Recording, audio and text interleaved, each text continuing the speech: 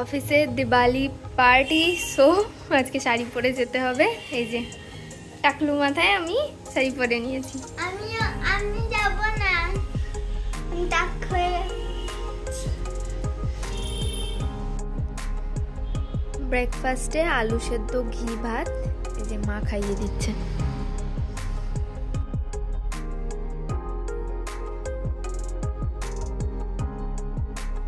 এসে preparation start হয়ে গেছে, রঙ্গোলি বানানো হবে। সবাই আজকে এসেছে এথনিক ওয়্যারে।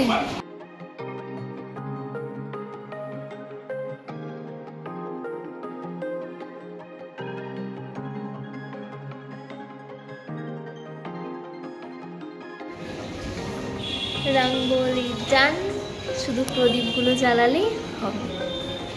আর এদিকে ডেকোরেশন।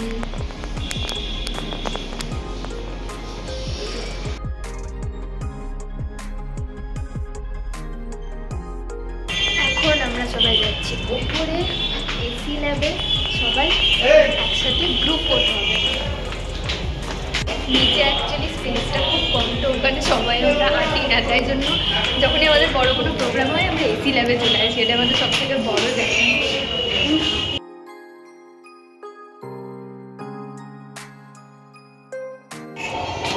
টপ ফ্লোর থেকে চারিদিকে ভিউ হয়ে গেছে। আজকে তাড়াতাড়ি অফিস ছুটি, এখন যাচ্ছি বাড়ি। এই দেখো বাড়িতে এসে বাঁদরটা কি করছে। পিলু এখন দোলনা লাগিয়েছে বাড়িতে, তাই দেখাতে নিয়ে এসছে আমাকে। আমি দোল দিয়ে দিচ্ছি।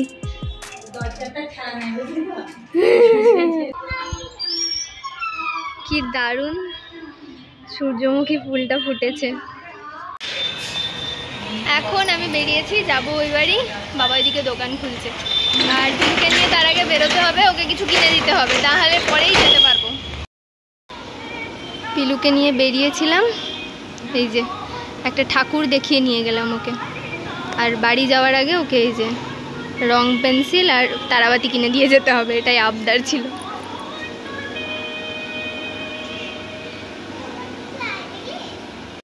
টাটা বাবা, আসছি।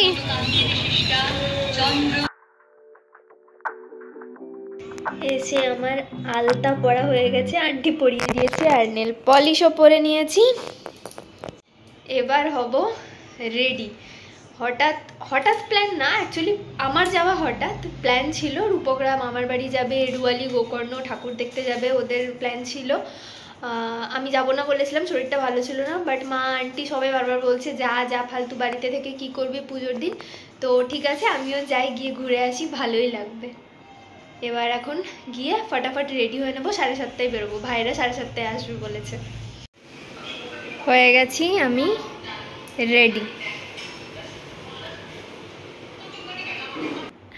আমি মানে নাড়া মাথা করার পরেও আমি নর্মাল যেরকম সাজি সেরকমই সাজছি। আমি জানি না কে কেমন বলবে না বলবে, বাট আমার সত্যি খুব নর্মাল লাগছে। আমার এরকম কিছু আলাদা লাগছে না, বা কোনো জায়গায় খারাপ লাগা যে চুল নেই বা কিছু, এরকম কোনো কিছু ফিল হচ্ছে না।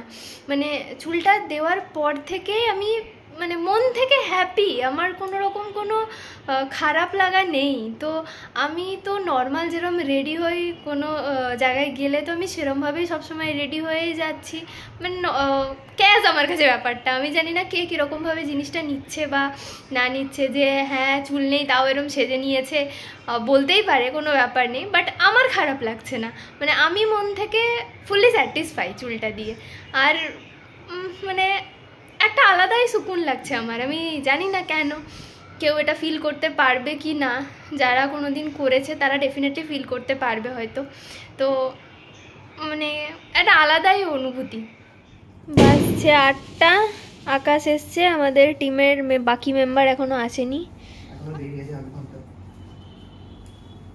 আকাশ এসে একটু সাজুগুজু করে নিচ্ছে, টাইম আছে তো। আর এই যে হিরো, সব লোক। এবার আমরা বেরোচ্ছি।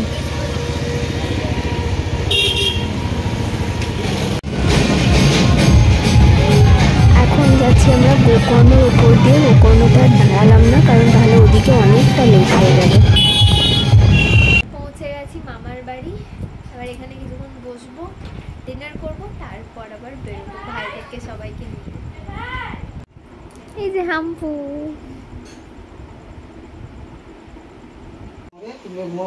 মন্দিরে শুয়ে দিয়ে চলে যাবো, বাড়ি আসলে রেখে নিয়ে যাবো।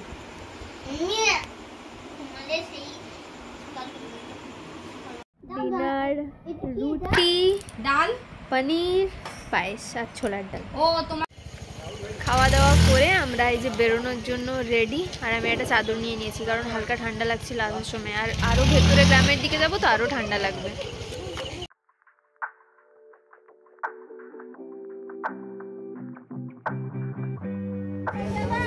ঢুকে গেছি আমরা এরুয়ালি। এখানে মানে গ্রামে ঢুকি প্রথমেই বাইক গ্যারেজ করে দিতে হলো, এবার পুরো গ্রাম হেঁটেই ঠাকুর দেখতে হবে।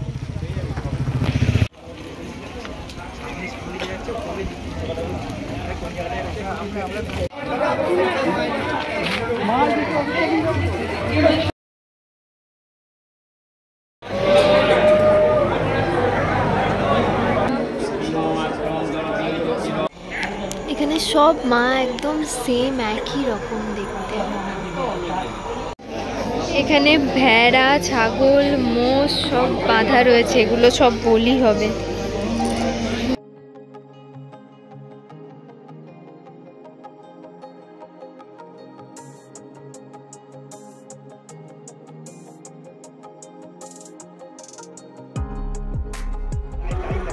আমাদের গ্রুপের আশিক, ও এসে থেকে কন্টিনিউ ফোন নিয়ে বিজি।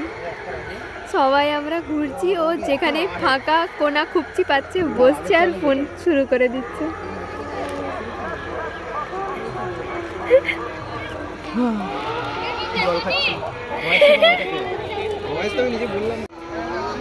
এখানে আমরা বসে সবাই মিলে গ্রুপ বানিয়ে সবাইকে ক্রিটিসাইজ করছি, যারা আশপাশ দিয়ে যাচ্ছে তাদের সবাইকে ক্রিটিসাইজ করছি।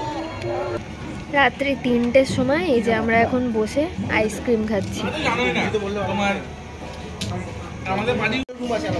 সবাই মিলে রাস্তার ধারে বসে ভূতের গল্প চলছে আইসক্রিম খেতে খেতে। তার ঘরে জামা কাপড় যে এগুলো টাঙানো ছিল, জামা কাপড়গুলো দিচ্ছে বাথরুমের মধ্যে পড়ে আছে।